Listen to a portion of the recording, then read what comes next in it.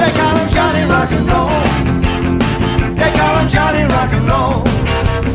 They call him Johnny Rock and Roll. He gets you hot if you're cold. Listen all day and all night. Eat the steak and then get a pen. Oh, gnarly! We have him back again this week. It's an honor once again to have the one and only Tommy Chong on our show tonight. New Year's Eve, the last interview of the year. Tommy Chong, welcome back, man. Hey, thanks for having me. Yes, absolutely. So that was Sister Mary Elephant. Do you have a story, a backstory on that one? Well, you know, when Cheech and I were in the recording studio, you know, I realized that we have to appeal to the school kids, you know. And so I was asking Cheech about his life growing up in a Catholic school. Well, the first story, you know, was talking about Sister Mary Elephant. And I said, Sister Mary Elephant, why do you call her that? He said, well, you know, it's a nickname that they gave all the nuns. All the nuns had nicknames, but she was a substitute teacher. And she would tell everybody, scream at everybody to make them shut up. And so, so I come up with the, what I did on my summer vacation, you know, that long, first I got up, then I went downtown to look for a job. Then I went and hung out in front of the drugstore. I mean, that was my school. That was kind of the way we operated. We always looked forward to the hangout after the school, as opposed to the school, you know, because you got more done hanging out. So, but Cheech, it was his school, his Catholic school, and he had that teacher, but when we did it, we had no idea of the effect that it would have on the world. Forget America. The Catholics all over the world loving that bit, loving the fact that she would tell everybody to shut up so loud. I mean, that year, in fact, to this day, I still get comments from people, you know. In fact, the guy, one of the big investors of the Cheech and Chong offering, you know, on the NASDAQ, that's why he's in the mix. It was him and his buddy used to do Sister Mary Elephant. They're both Catholics, and they would do it for the kids, and then they would get kicked out of school, you know, for a day or so.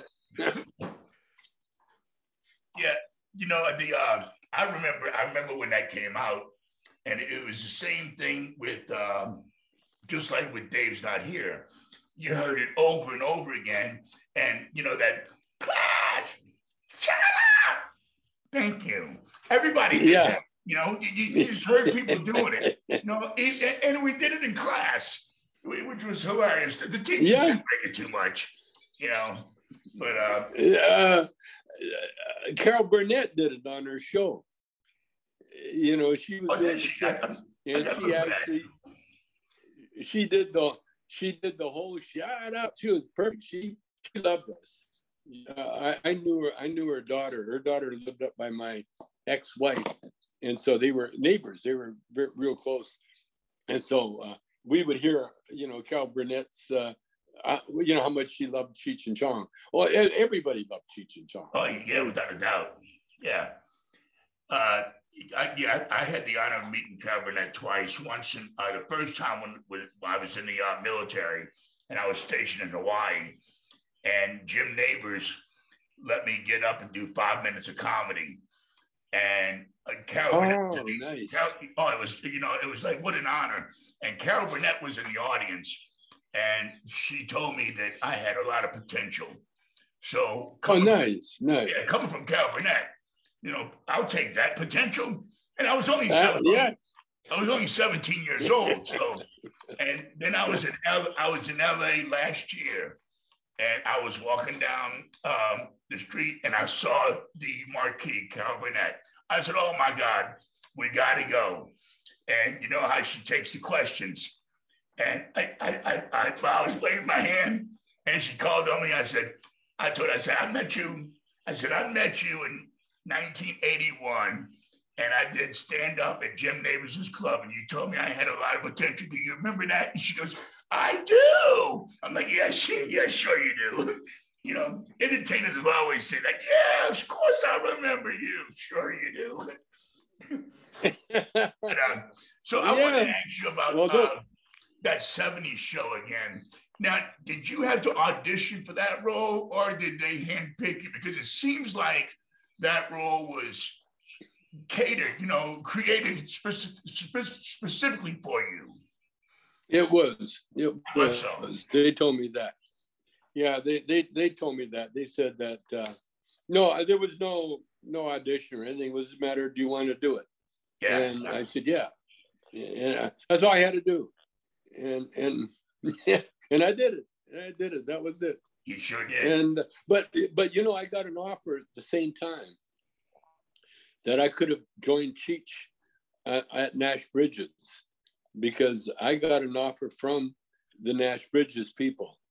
Wow. That wanted to know if I was interested in joining Cheech with Don Johnson. But I couldn't be a cop. My character. The only way I could be a cop if I was hired as an undercover. Yeah, something like that. But yeah, what was it? Was there a question there? Well, no. That was basically it, about whether or not you were handpicked for that 70s show. They told me they wrote it especially for me. Yeah, Cheech did great with Nash Bridges, and I get cast as a cop a lot of times, but I've also I played convict. I played Jim Carrey's cellmate in I Love You, Philip Morris. So well, really? Yeah, I get to hit him in the face with a phone. I've read several roles, but you mentioned several things last week that I learned a lot from you, because you mentioned about improv, and I've always hated improv because it's too much pressure for me. It's a stress. Because I get worried. I get worried about what I'm going to say, and when it's really, I'm learning that as long as you don't disagree, because you never disagree, right? In improv, you mean? Right. Oh yeah. There's a lot of times.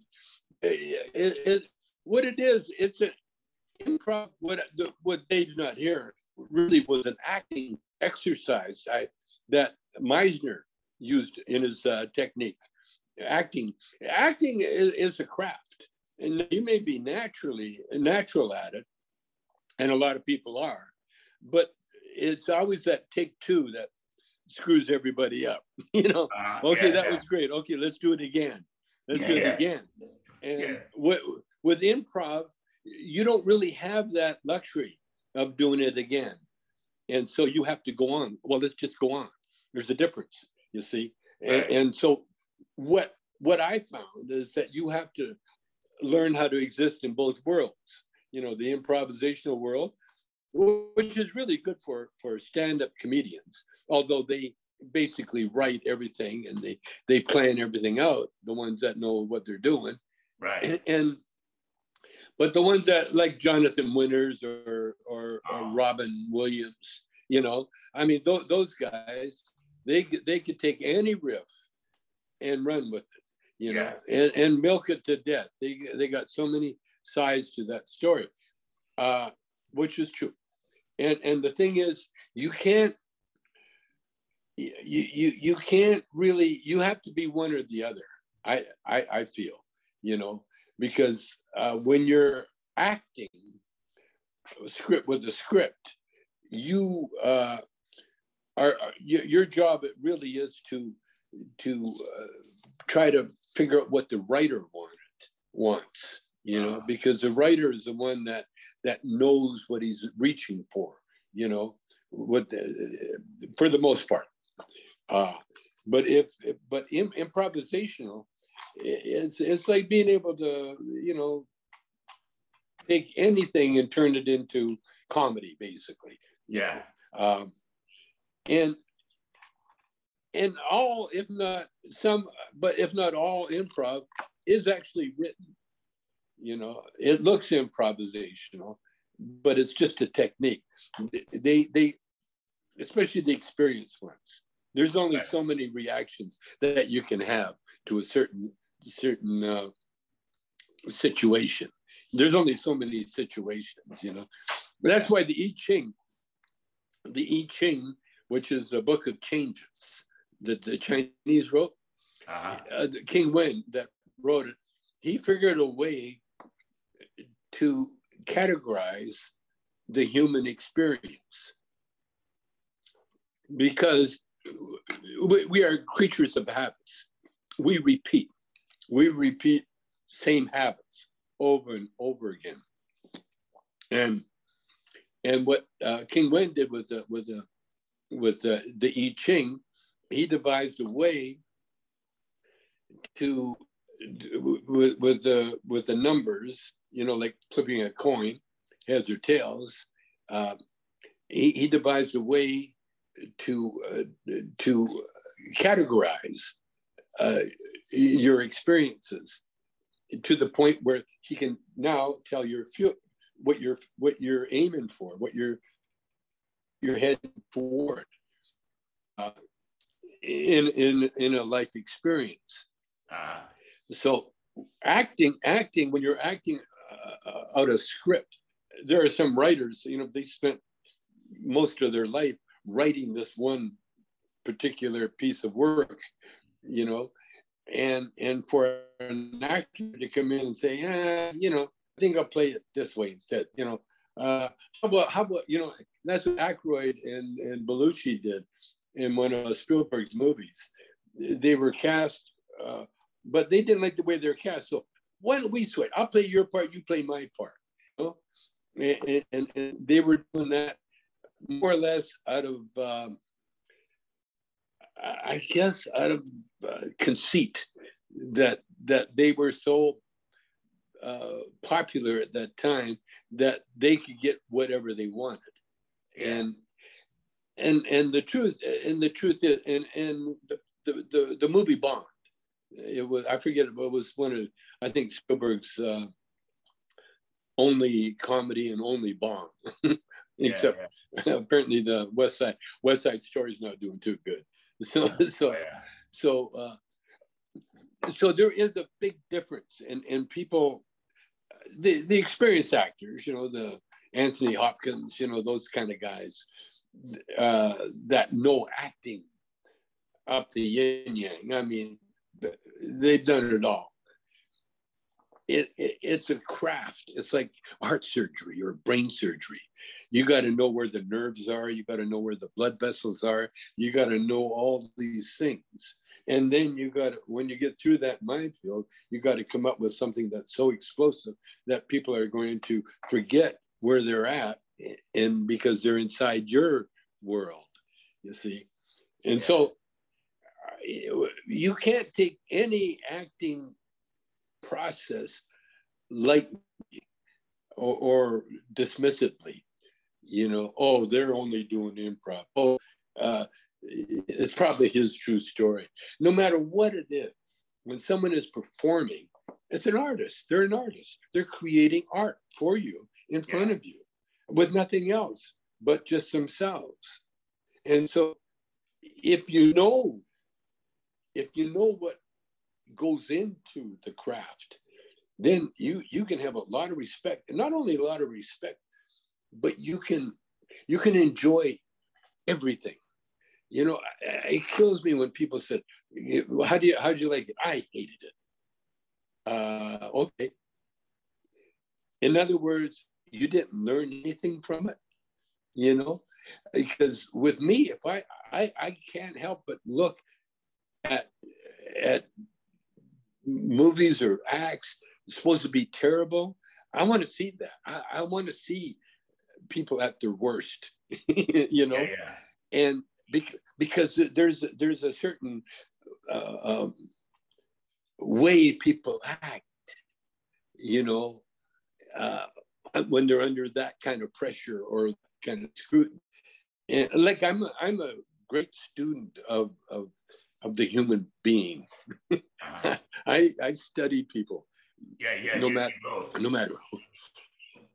who they are or what they are. And so when we talk acting and you talk improv, it's an art. And if you're good at it, you're recognized for it. And if you're not, you're also recognized for it. Yeah. Well, like I said, you know, with improv, now I'm changing now. I'm getting more confidence, even though I'm already 58. But I always preferred to have a script. Like, give me a script, you know, and that's just a confidence thing, you know. But then once I learn about you know, the art of improv, and like I said, I learned a lot from you last week. You even mentioned something about not cutting your partner off. I have a tendency to interrupt when somebody's speaking because it'll hit a nerve or it'll remind me of something, and I'll do that. And I noticed when I listened to the interview last week, you a couple of times you allowed me and you expounded on what I said when I interrupted you, but a lot of the time you just kept on going, which was great. You know, you're a great speaker, and but I noticed that, and I do that a lot. So I appreciate that. And this is so much. I noticed that Tom Hanks, even Steve Martin are now doing classes online where people, I think it's called the master class. You know, you might consider doing something like that, you know? I mean, you know, the streaming stuff, and even with movies and shows right now, streaming is where it's at. Because like you said, you know, like lockdown, people just need something to watch, you know? Yeah, my daughter Ray Dawn and my daughter Precious, they're both teaching. I don't know if Ray Dawn, like she's busy now. She's doing that vampire movie or that series. My daughter Precious, she teaches comedy online, and there a lot of people doing online. You know, I'm sort of. I'm doing cameos, and I love cameos. Cameos are like shout outs to people. Yeah. Birthday greetings and so on, you know. But as far as teaching, you know that teaching is a very honored profession. I like to think that you know that if I don't like to call myself a teacher, but I do respect the profession to the utmost. I could never be a teacher, you know, like a great school teacher, you know, with the kids and everything. You know, I've taken over classes, but if there is a problem with me is that I'm too opinionated, you know, and I think a teacher's job is to offer different points of view to a pupil, you know, or to encourage, and to be super smart. I think teachers, by and large, well, think about even a teacher's vocation to be a teacher. To me, is one of the wisest choices you can make on this planet, and the reason is that now intelligence is like having a set of wings. You have intelligence. You can fly higher, and you can see more, and you can absorb more. You can understand more, Yeah. You can live this life fuller, you know. You don't become a slug, you know, doing the same, you know, chores over and over again. A Right. teacher's job is to teach and to learn, because a teacher can't teach without learning. It's impossible to be a teacher without learning something. Now, you might learn something about yourself that's not that great. Like, in other words, you know, I really don't like this profession. I really don't like these kids. You know, I wish I was somebody else. You know, you reach that point. But you know what I love about a teacher is the fact that, especially school teacher, is the fact that they get to be a kid all their lives. In other words, they can cheer for the same school team. They can party like the same with everybody when everybody's partying for whatever reason. And the workload is whatever you want it to be, you know, is whatever you can manage. And so, but the nicest is the long vacation, summer vacation, because that's, can you imagine the freedom as you get older? I mean, I don't know how many people you met. They're chasing the buck. Think about this. They're chasing the buck, but they're burning time that that they can never get back while they're chasing, you know, like they're chasing the rabbit, they're chasing the car, you know, down the road. And it's like they'll never catch it. And if they do catch it, there's nothing they can do with it. And so with a teacher, think about a teacher. They got their days so that you're teaching part of the time and you're helping another part of the time, but it's not all the time. Right. And so you have this valuable time for yourself to read, to explore, to visit, to enjoy. Yeah. So and that's what life is. It can be about. See, it isn't for everybody, but it can be. And that's why, to me, teaching is the most honorable profession there is.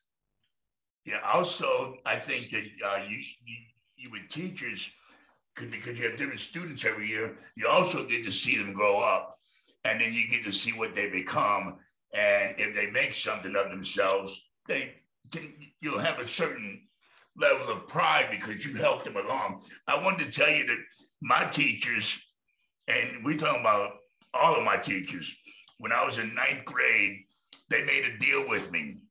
If I did not interrupt the class, I got the last 5 minutes to get up and do whatever I want, a skit, a monologue, a song. So I always sat in the back row and I worked on my material. And I didn't say a word. And what's funny is that they passed me. They passed me because they didn't want me back the next year.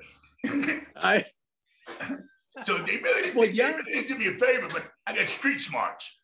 That's the power. That's the power of the teaching. That's the power of the teaching, because when you're going to school, you don't just learn what you like. You learn to recognize what you don't like.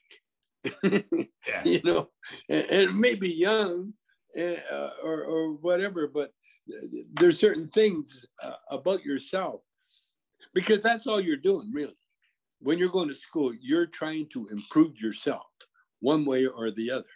Now, you may have so many things going on that you don't have time for it, you know, like life and death, you know.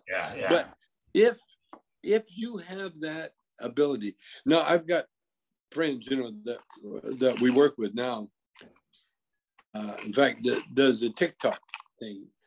He's Clayton is his name. He's a school teacher. He's not teaching now, but he's a qualified grade 3 school teacher, which qualifies him to be my handler, one of my handlers, where he'll take videos of me, Shelby and I doing TikTok, you know, doing all crazy. He's my connection to the young crowd. Okay. And but he's a teacher as well too. No, there's a lot of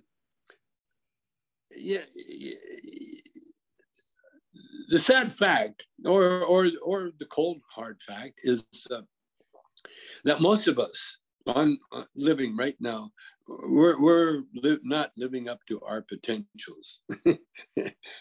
Not even close. Not even close. You know, and but there are some that are, and there are some that aren't. You know, the spectrum has always been the same. And it depends where you want to fit in there, you know. Now with me, I did comedy because it was something that I did with Cheech and that I should know how to do by myself, which I did.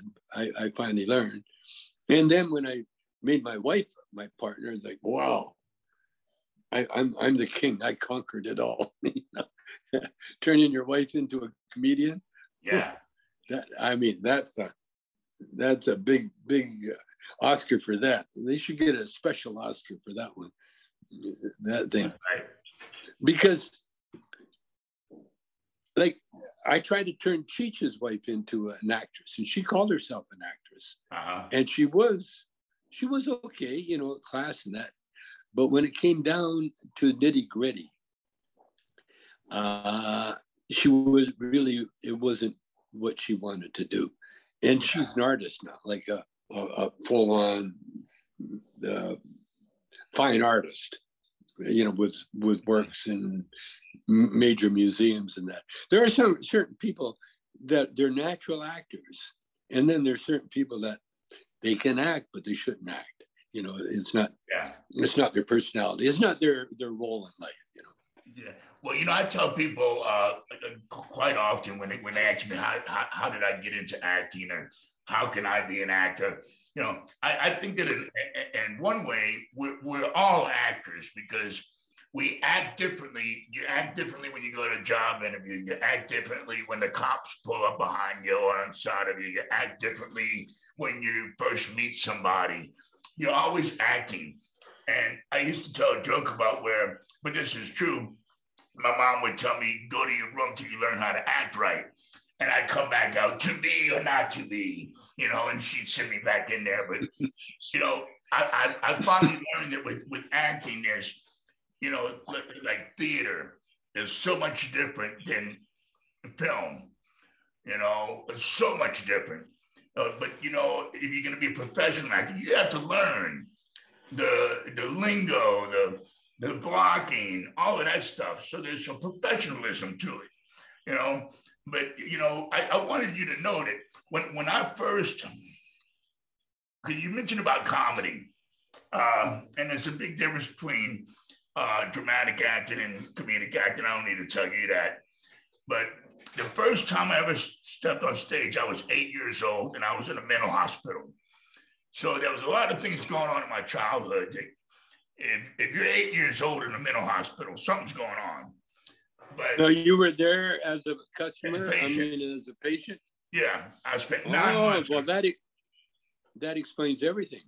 Yeah. But, you know, to me, it was like summer camp.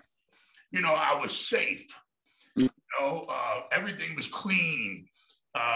We went to class. We went hiking. But we had a play. We did a stage play, and I got a role in the play. And when I heard that applause, that did it. That was it. I said, this is it. You know, that approval and the love. And then I learned that when you make people laugh, they love you. So that, yeah. You mentioned it last week. Once you start, you can't stop. It's in you forever, you know. So thank you for last week, because there were so many things that you brought up that was, you know, how you had that aha experience. It's a gift. You know, we're all given gifts, and usually the comedy is the last resort gift. You've tried everything else. You've tried everything else, and nothing works. Well, you know, I learned when I was a kid, I used to walk to school with girls because you can learn more from older girls than you can from guys. Guys always want to compete.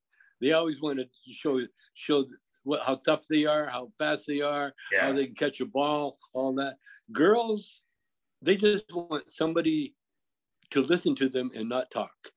Yeah. You know, They mature faster too. Someone just to listen to them, you know, because they got lots to say and they got opinions and they will tell you. And this is what I learned. I learned how to act by hanging out with girls, because girls would tell each other, oh, he's so cute. And you look at the guy and you think, cute?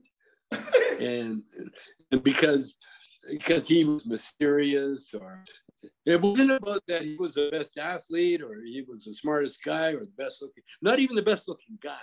And a lot of times the best looking guy would turn girls off. Ugh, such a cute, you know, these girls, but they loved the outlaw. They loved the one guy that stood out from the other guys, you know, and they thought jocks were meatheads. You know, because they, you know, but if a guy could dance, oh man, that was the thing.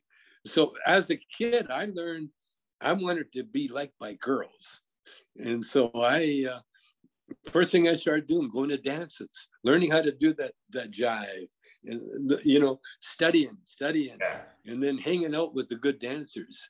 You know, and that's how I got into the black world, because all the good athletes or good dancers are always black, and so that's how I got into the black world. And then once I got in the black world, because I could dance, and I've been telling my sons this forever. They don't listen, of course, but if you want to be popular, know how to dance. And not just, you know, the hippie or whatever you want to call it, but you got to know how to tango. If you know how to tango, you can own the world. Salsa, at least learn how to salsa. You know, that's a little easier than tango. And it keeps you in shape. But what I did, and that's the other thing about hanging with girls, they would tell you, you know, what looks good to them, what they liked in a guy, you know, and so I didn't just learn it; it was subconscious, because that's how you learn anything. You're just around these things, and then you're influenced by them. You know, they call it influencers, and that's what it was. However, I did like, when I went to school, I ended up playing football, I ended up playing basketball, but I wasn't good enough to make the team, thank God. But I had a secret life. I played music, played rock and roll, and nobody at my school knew I played music. And then once I started getting a reputation as a musician, nobody in the world knew that I could do comedy. And so when Cheech and I got together, the first thing we did was put a band together, but the only thing we did was our comedy, because nothing was stronger than Cheech and Chong comedy. Yeah. And again, it was a learning experience, because I'd never been around a Mexican. Cheech was the first Mexican that I actually, no, I take it back. Joe Cap, the great quarterback for Minnesota. He was in Calgary. Many years ago, I met Joe when he was in Calgary. And so Cheech was the second Mexican I ever met. Wow. You mentioned quarterback from Minnesota. You remember Tommy Kramer? Yeah. Yeah, well, his brother, Mike Kramer, is one of the owners of the radio station here. And I used to DJ for Tommy. And, you know, it's funny because Tommy got traded from Minnesota because he was having problems with alcohol. So they traded him to New Orleans. How crazy is that? You having a problem with alcohol, so they send you to New Orleans. So that's funny. Maybe they wanted to get rid of him. Yeah, well, he was a great quarterback too in his day there, you know. So, we have some questions here. I don't want to run out of time again, and because we have a couple of questions. Eric McCoy from High Wild Clean, he did his podcast. He wanted me to tell you hello. Okay. He was actually my connecting with JP. Are those gummies you're eating? These are CBD infused. I saw I saw the Instagram video today of you and Shelby with the gummies video. That was hilarious. Yeah, we have a lot of fun. Yeah, and so the people out there will know you're on Instagram, which is Hey Tommy Chong on Instagram, and you're not on Facebook. No, we got kicked off Facebook. Imagine that. We did. We got kicked off. Too much drug content, apparently. Yeah. Well, what about Twitter? You're on Twitter, right? Oh, big time. Big time. Okay. Twitter. And what's your Twitter handle? You know? I don't. Tommy Chong, as far as I know. Well, I know on Instagram it's Hey Tommy Chong. It could be that on Twitter too. I don't know. Yeah, and your website for you folks listening is getchongcbd.com. Oh, okay. Yeah. Getchongcbd.com. Oh, okay. Yeah. I never use it, so I don't know what they are. Yeah. So we got some questions. What's that? We got questions. Yeah, we have questions. So Jamie Johansson wants to know would you ever think about doing a movie about a younger Cheech and Chong self and then progress to an older now version of yourselves? Yeah. We've been looking at scripts. I did a movie called Color Out of Space with Nick Cage, and the writers of that show have written a script for Cheech and Chong, and it's not. We don't go to young Chong. I don't think we go to the young Cheech and Chong, but I'm quite sure it alludes to that, you know. But it's still in a process of putting it together. You know, it's not a done deal yet. But yeah, we're looking at all the options. Okay. And, you know, I want to throw in there, too, that a couple of days ago, I saw an article that said that you and Cheech were starting a new tour, and that y'all were reuniting and starting a new tour. And then I looked at the article, I read it, and it said that you were 71. And I said, well, he's not 71. You're 83, right? That's an old article. It's an old article, but it's being shared now. So, you know, that's the thing about social media. Oh my God! People don't look at it. People don't read it and realize that. And everybody, there's millions of people that think that y'all about to start a new tour. I see it shared over. Yeah, I know over. It's an old. In 70. What year did you look? He was 71 years old when the article was written. Oh, 71. Oh, okay. So that was when we that's when we got back together. When I was 71. Yeah. When I was 71. Okay. Yeah. So and we were starting a tour. You aren't about to start a new tour. No. Okay. No. All right. We're about to finish. We're about to finish touring, period. You know, I don't think we're going to go touring again, you know. All right. If anything, that's what should come out is that, no, we're done. We're done with that. Now, we're going to do, although it got canceled, we were going to do a Q&A with Cheech and I in a studio audience, but that got taken off the books just today. Today we learned it's a shame. That would be not going to happen. Yeah, everybody would like to get us back on the road. You know, we got quite a support system, but it's not going to happen. It's not going to happen. And our stores are going to happen first. You know, the Cheech and Chong dispensarias, and us going public. You know, and just all out, because the CBD world needs me now more than ever.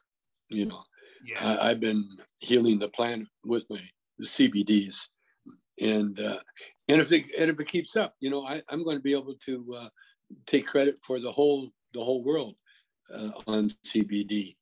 Yeah. On Tommy Chong CBDs. Yeah. Well, then then I'll be so big. I'll be so big. I don't know if I'll be able to do your show anymore. So.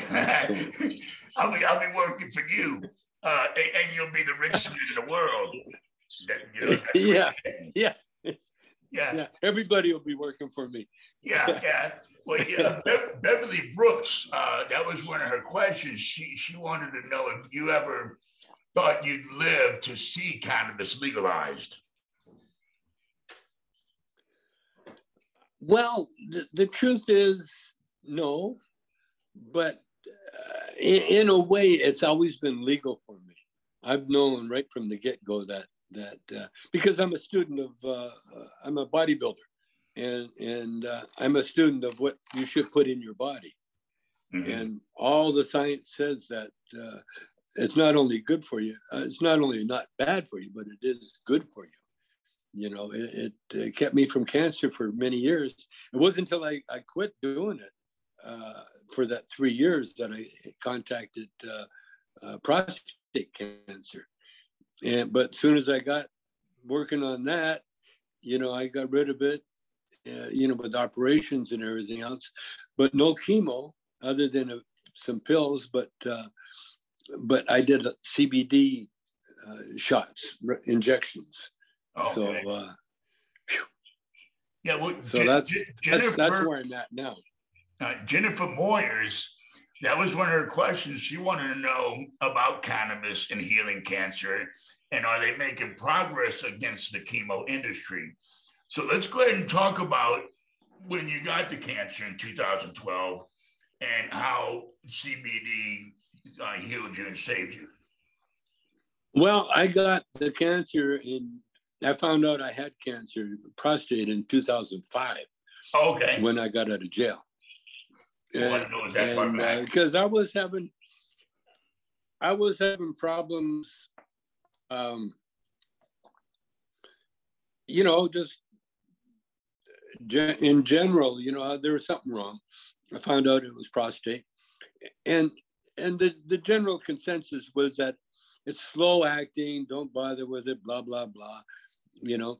And so I even though I had prostate, I didn't do, you know, I didn't change my lifestyle that much. But I knew that the weed, the marijuana, I always knew that it would be legal. And it was good for me. I never did think in terms of what's legal, what's illegal. Never, until I got caught doing something. You know, is that illegal? I didn't know that. So, you know, the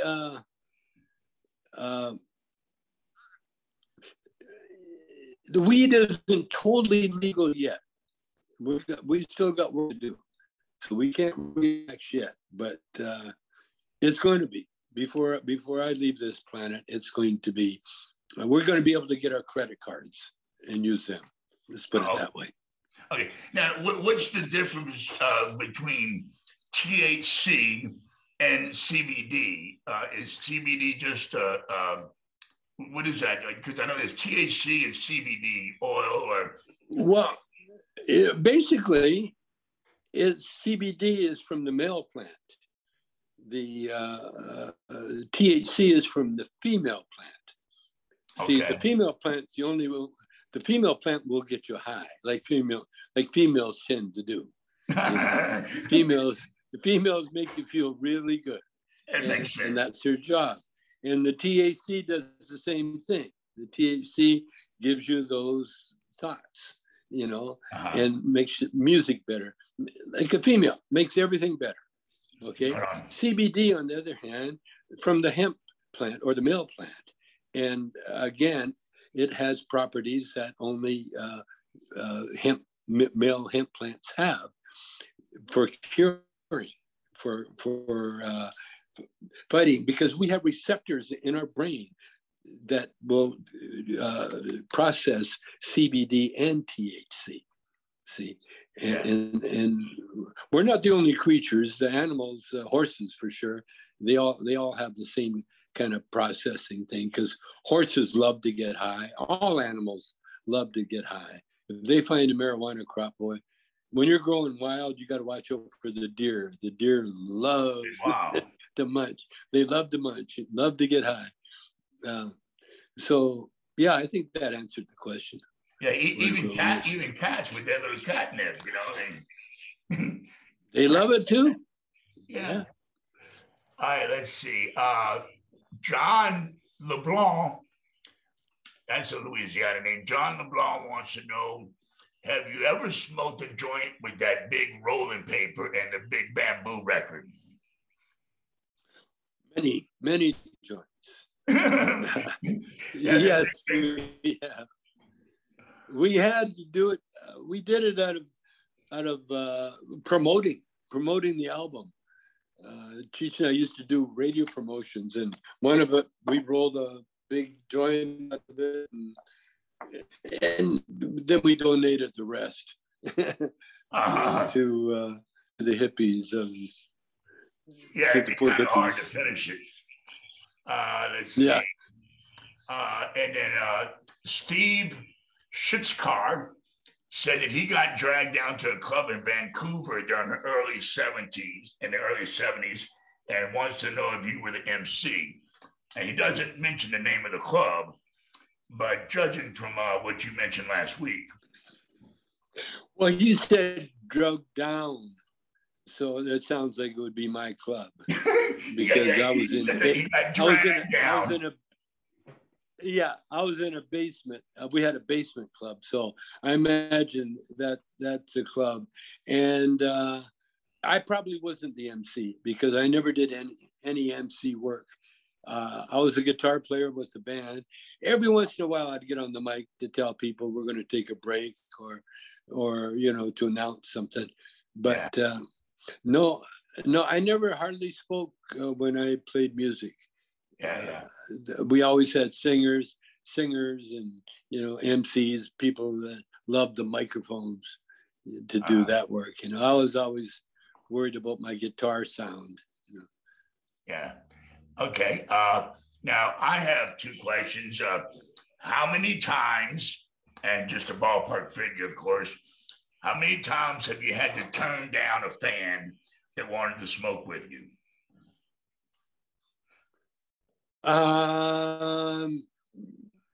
Probably too many to count right now. Yeah, thousands, I would think. Can you imagine? Oh yeah, constantly. But when I went back on the road, after Cheech and I split, I very, very rarely turned anybody down, because everybody was legit then, Yeah. And very, because we had to be careful, wherever we were, be in Texas, you never know, because certain laws would be different in certain states, like Florida. One time I got pulled over. I was just driving home from a gig, and I got pulled over, and the guy, it was right by Mar-a-Lago too, right, Palm Beach area, and I got pulled over by the cops, and by one cop. And apparently what he did, he checked all the cars. He knew every car. And so when he saw my car, it was new to the area. So boom, he pulled me over. And then he ran my license, he did a check on me, found out that I'd done prison time, I guess, for weed or bongs. And so he came back, he says, do you have any marijuana in the car? And I said, absolutely not. And of course I had marijuana in the car. But when you ask a question like that, you got to give it your best shot, you know. Right. And so he said, oh, okay, just asking. And then he let me go. Oh, wow. But yeah, it with me, it was always more of an inconvenience because we were the Pied Pipers. We were like Billy Graham, you know, going around preaching the gospel of marijuana. And so everybody knew what we were all about. There was no Cheech and Chong, I wonder what they're going to talk about tonight, you know. Yeah. It was Cheech and Chong going to do their show. And so we always had that in front of us. So it was no question about who we are. And it was just a question of whether or not you're going to fuck with us for money, because that's what happened in Tampa Bay, Florida. We had played the same venue that Jim Morrison had played there with the Doors. I don't and know when why Jim was there, he showed his Morrison. wiener. Yeah. When he was doing his show, he showed his wiener. Yeah. And got arrested. And so when we were there, we found out later that they had a $5,000 bond placed on the club, or on the group, us. If we broke that bond, then the promoter had to pay the club owner $5,000. Wow. Well, we never really broke the bond. We never showed any wiener or anything like that. But the guy said, "Well, we did enough, you know, we were just there. Okay, they insulted somebody, so boom, arrest them, and they arrested us, and we went through it was a charade. You get arrested, you go get booked, you sit in the jail for a few hours, and you know, you get your picture taken and everything, and then you're out, you're done. And that's what happened to Cheech and Chong. But it was like part of the gig, you know. It came with the territory, and what it did, it created a negative publicity, which is very good. Yeah, right. Well, you know, Tommy, you almost always, when I have guests on my show, before we go, I always get them to share their favorite story, because, you know, we all have stories, but what is your favorite story of all? That's a good question. Yeah, and it's a real good question. What is your favorite story? I've got so many favorite stories, because everything in my life is a story. I guess, let's see. Well, they change depending on what's going on in the world. Let's see, I still crack up at Cheech. I've said this before. Cheech used to date Joni Mitchell. Cheech was one of her boys that she writes songs about, you know. Really? Okay. And so Cheech, Joni was performing in Paris. We were shooting a movie in Paris, the Corsican Brothers, and Joni was performing there. So we went and saw her. We all did, and Cheech wanted to enjoy the concert, so he had a little piece of hash, but he had no way to smoke it, so he ate it instead. It was an edible, but it was a whole piece of hash. Then after the concert, we all met up, and then we went to La Stella. It was a little brasserie near an apartment for the movie. And so we get to La Stella, and Joni and Cheech and everybody, they're all sitting there. We're complimenting Joni on her concert, and we're ordering food. And everybody's having a good time. We're talking and rapping. And I noticed Cheech was very quiet. And then everybody ate. We paid the bill. We get up to leave. The teacher's still sitting there. Then I realized he never ordered food. Cheech is the biggest foodie you'll ever meet, other than my son. But his whole thing in Paris was having these phenomenal meals at all these fancy French restaurants that we had access to. The restaurant on the Bois de Boulogne was Cheech's favorite restaurant.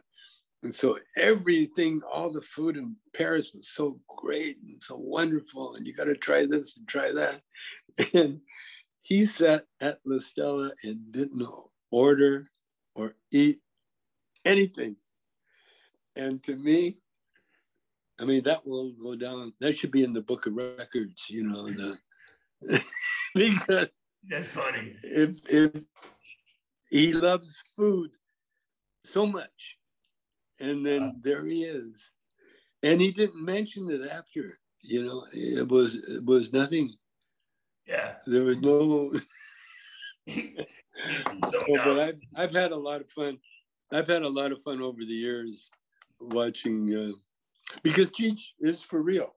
What you saw on screen is, what you'll see if you're lucky, in private, because he is one of the sharpest, funniest.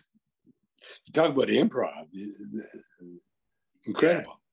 Yeah, well, when you tell us about Dave's Not Here, that's just, you said he just jumped right into it, and that's just great. It was like he could not let go, and that's the mark of an artist. No matter what happens, they don't break character. It's so easy to break character. Yeah.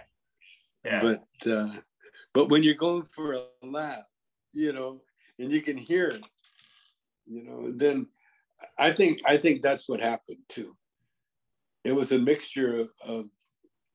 Well, he didn't know how funny that. First of all, he forgot it was being recorded. That was the number one thing. And that's what made it. That's what made it so real.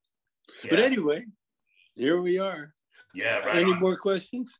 Nope. That's all. I want to close the show with one of my favorite bits, and that is "Earache My Eye." So would you do us the favor of telling us a little bit about Earache My Eye, and then we'll play Earache My Eye. Again, that's just associated with Joni Mitchell, because at the time Cheech was dating Joni, Gay DeLorme, the singer and the guy that wrote, the guitar player from Edmonton, the guy that wrote the music for Earache My Eye, he was staying at Cheech's house at the time. And he come out of the bedroom. I was over there, and David Geffen was there, I think, and Joni was somewhere. I don't know where she was, but she wasn't in. But anyway, Gay comes out of the bedroom. He goes, hey, Chong, listen to this. Dun dun dun dun dun dun dun. Mama talking to me. Dun dun dun dun dun dun dun dun. That's all he had. Mama talking to me. And so then I took it and I wrote the lyrics and really created the song, And Cheech sang the hell out of it, and that was. It should be in the rock. It will be in the Rock and Roll Hall of Fame one day.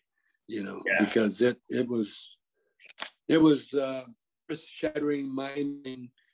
Mama talking to me, trying to tell me how to live. If I don't listen to her, come my head is like the sieve. Again, another classic. Daddy, he disowned me because I wear my sister's clothes. Yeah, my daddy, he disowned me because I wear my sister's clothes. He caught me in the bathroom with a pair of pantyhose. Word got out. Well, Tommy, I want to thank you so much for being on Johnny Rock and Roll Radio, man. We love you. We wish you a very happy new year. And we look forward to your movie company picking up, because that's a wonderful idea what you have. And I certainly wish you all the best. And JP has all my information for when you're ready to cast me as a cop or whatever you need.